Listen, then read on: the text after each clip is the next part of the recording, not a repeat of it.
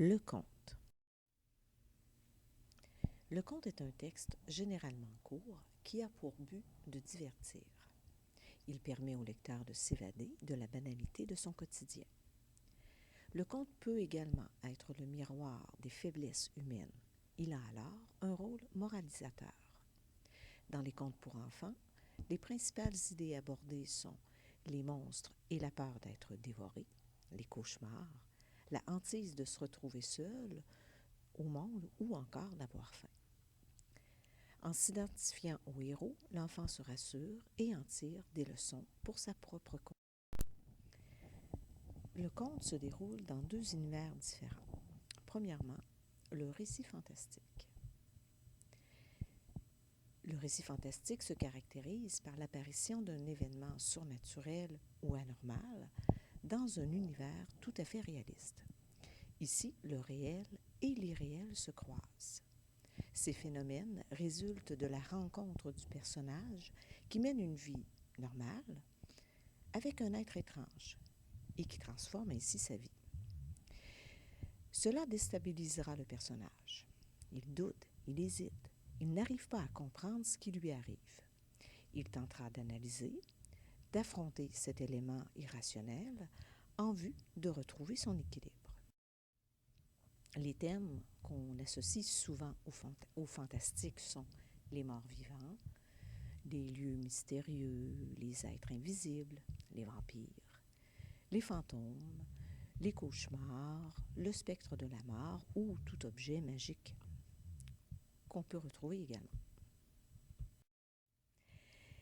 L'autre univers qu'on exploite dans le conte est le domaine du merveilleux. Donc, le récit merveilleux se caractérise par le fait que le personnage n'est pas étonné ni déstabilisé devant l'étrange. Le surnaturel se veut presque rassurant. Le merveilleux se base sur l'interaction d'êtres et d'éléments surnaturels dans un monde magique. Ce monde est régi par des lois différentes de celles de notre monde réel. Ainsi, dans le monde merveilleux, tout est possible. Une citrouille peut se transformer en carrosse. On peut voyager à cheval sur un rayon de lune. Une jeune fille peut dormir 100 ans sans prendre une seule ride, puis se réveiller grâce à un baiser.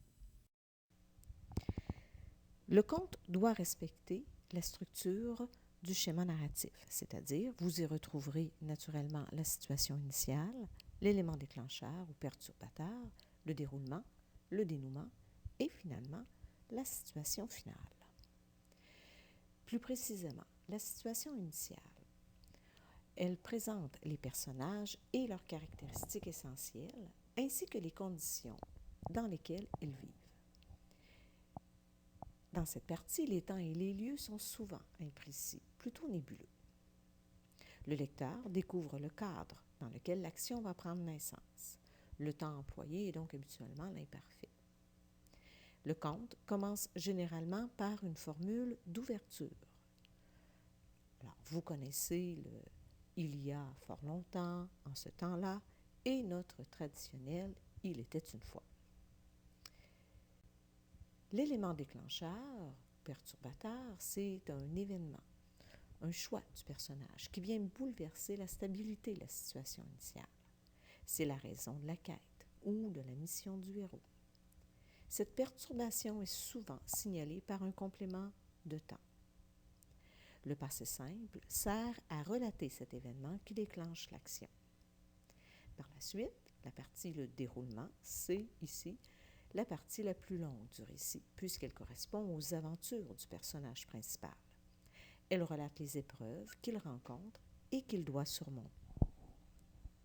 Le dénouement, c'est la partie où un événement, un personnage, une action met fin aux aventures du personnage principal.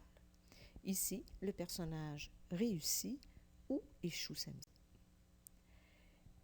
Et on termine avec la situation finale, c'est-à-dire la partie où on marque le retour à la stabilité, que ce soit dans le bonheur, le plus généralement possible, mais ça peut être également dans le malheur. Le conte se termine par une formule de clôture. Alors, vous connaissez Ils vécurent heureux et eurent beaucoup d'enfants. Depuis ce jour, tous les habitants, et on poursuit, et ou encore, ils vécurent heureux jusqu'à la fin des temps. Maintenant, à vous de jouer.